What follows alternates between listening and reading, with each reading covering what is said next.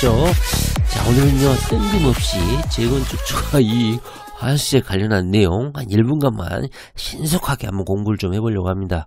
왜 보려고 하냐면 어제 말이죠, 2022년 9월 22일이죠 어제 국토부 장관인 원희룡이 잘생긴 전국수석 전국수석인 원희룡 국토부 장관이 조만간 재건축 초과 이익과 관련한 윤석열 정부의 제도 변경안을 곧 발표하겠다 하면서 자신이 어떤 식으로 재건축 초과 이익 환수제를 변경할 것인지 입장을 발표한 게 있어서 한번 간단히 한번 보려고 합니다. 그리고 우리 부동산 투기 어린이들 입장에서는 이 재건축 아파트는 언제나 핫 이슈죠. 재개발과 함께 재건축 아파트는 정말 많은 투자 이익을 남길 수 있는 그런 좋은 투자 대상이기 때문에 공부를 상식적으로 좀 해볼 필요가 있다. 자, 그런데 요즘에 재건축이 활발히 이루어지지 못하는 이유 중에 하나가 뭡니까? 바로 세금을 왕창 뜯어가기 때문이죠. 바로 재건축 초과이익 환수제 때문입니다. 이게 노무현 정부 때 도입되고 나서부터 약간 공공성, 그러니까 용적률이 올라가고 일반 분양이 늘어나고 이런 것은 공공으로 환수를 좀 해야 된다. 개인 조합원들의 사리사욕 그것만 취할 것이 아니라 국민들에게 돌려줘야 된다. 그러나 이 조합원 입장에서는 일반 분양을 통해서 얻은 수익을 전부 다 세금으로 뜯기기 때문에 재산권 침해다 이렇게 해가지고 헌법재판소에 헌법소원 재산권 침해다 헌법소원을 제기한 적도 있습니다. 그런데 결론이 어떻게 났을까요? 불과 1, 2년 전에 헌법재판소에서 질질 끌다가 수년 만에 결론을 냈는데 이 제초세 정식 명칭은 재건축 초과 이익 환수제, 이것은 위헌이 아니다, 합헌이다, 공공에 부합한다 이렇게 해가지고 재건축 초과 이익 환수제는 위헌이 아니고 합헌입니다. 그렇기 때문에 세금을 확보하려고 하는 정부 입장에서는 언제든지 세금을 확보하기 위해서 재건축 초과 이익을 과감하게 세금을 부과할 수 있게 되었습니다.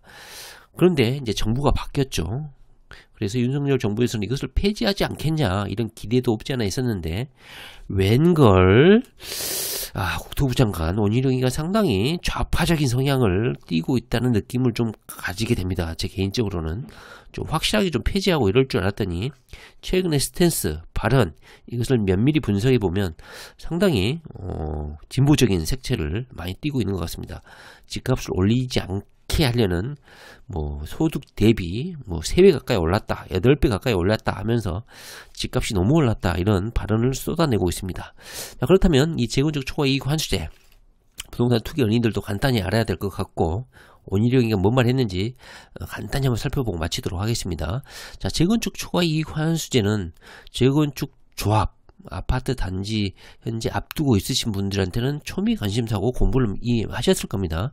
그러나 여기에 투자를 하지 않거나 관심 없으신 분들은 전혀 모르죠.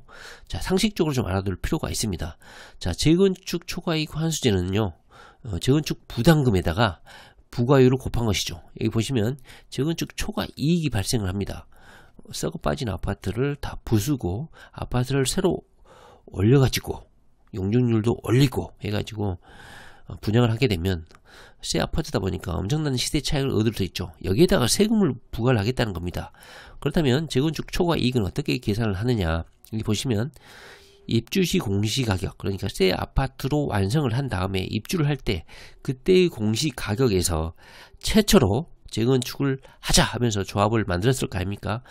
재건축 사업 시작 당시에 그 공시가격을 빼는 거야. 그리고 물가 상승률에 따라서 재건축을 하지 않았더라도 아파트 가격이 자연스럽게 물가 상승률에 따라서 올랐을 거 아닙니까?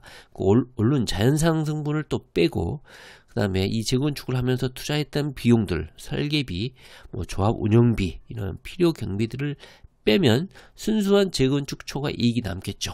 이 재건축 초과 이익에다가 조합원 1인당 평균 이익 0에서 50%까지 부과율을 곱한, 거기에 곱한 비용이 바로 재건축 부담금이다. 근데 대부분 이런 재건축 부담금을 조합원 1인이 각자 부담하기보다는 일반 분양을 통해서 조합 입장에서는 일반 분양 수익금이 있을 거 아닙니까? 그 수익금에서 이 재건축 부담금을 뚝 떼어가지고 세금으로 납부하는 것 같습니다. 그러니까 조합원 각자가 이 초과이익 환수제 부담금을 내는 게 아니고 조합 차원에서 재건축 초과이익 환수 부담금을 뚝 떼어가지고 일괄 납부하는 방식인 것 같아요.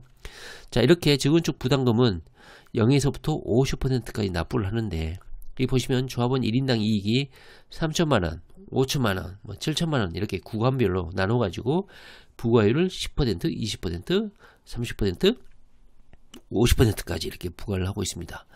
5천만원 이하까지는 기본 부담금이 없는 대신에 3천에서 5천 사이에서는 10%를 부담을 합니다. 그 다음에 5천에서 7천만원까지 이익이 남는 경우는 20%.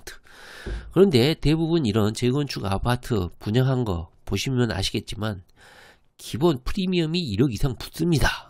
조합원 1인당이 1억은 기본이고 최소 3억, 5억 이 정도 붙기 때문에 여기 보시면 50%까지 제초세, 재건축 초과이익 환수제를 부과를 하게 됩니다. 그래서 약 절반 이상이 떼어 나간다 이렇게 보시면 될 것 같은데, 아파트 재건축을 통해서 좀 부자 좀 돼보려고 했더니 이렇게 절반 이상을 떼어 가니까 얼마나 재건축 조합에서는 열이 받겠습니까? 그럼에도 불구하고 합헌이라는 거죠. 자, 이렇게 재건축 초과이익 환수제는 이렇게 세금이 부과가 된다. 기본적 상식적으로 좀 알고 계실 필요가 있고요. 여기서 고려할 점은 만약에 1대1 재건축을 한다. 그러면 재건축 부담금을 내지는 않겠죠.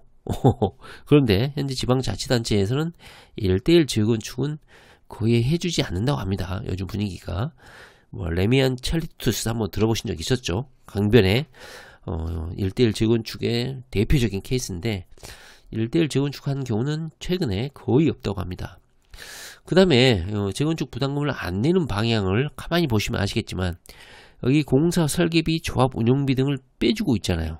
그러다 보니까 이거를 조합원들이 조합 차원에서 최대한 부풀리기 전략을 취한다고 합니다.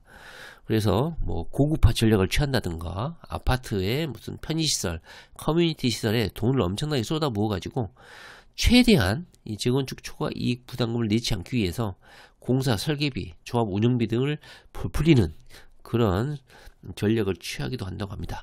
자, 그렇다면 원희룡이가 어제 이 재건축 부담금 윤석열 정부는 어떤 입장으로 선회할 것인지 어떤 의견인지 한번 간단히 보도록 하겠습니다. 자, 여기 보시면요, 국토부 장관이 어제 재건축 초과 이익 환수제 올해 2022년 9월 말에 발표할 제초세에 대해서 적정한 환수와 공공기여는 불가피하다 하면서 재건축 초과 이익 환수제에 관련해서 폐지하거나 면제하거나 이러지 않겠다.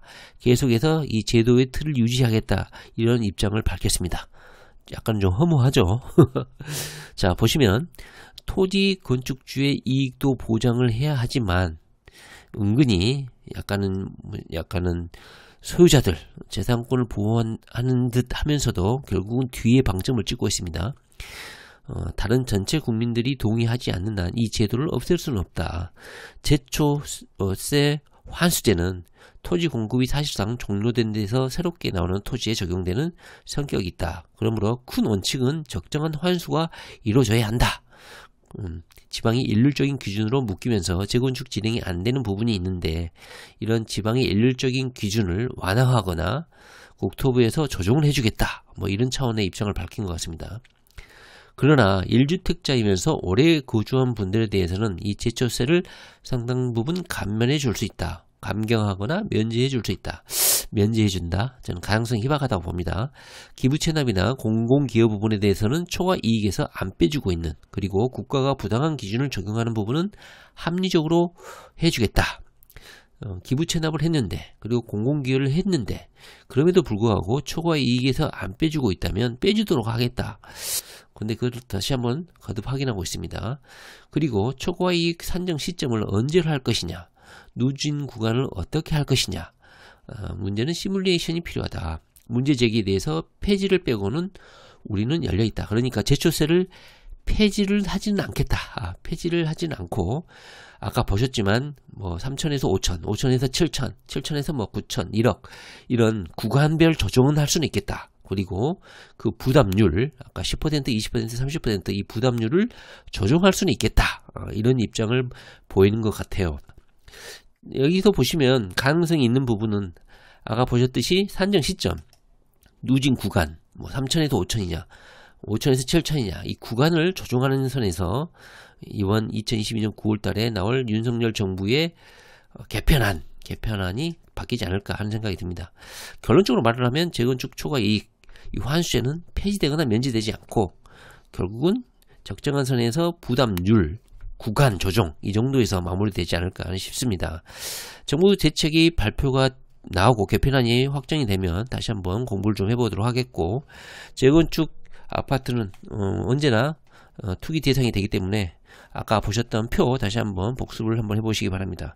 네, 부동산 공부 열심히 하시기 바랍니다. 네, 감사합니다.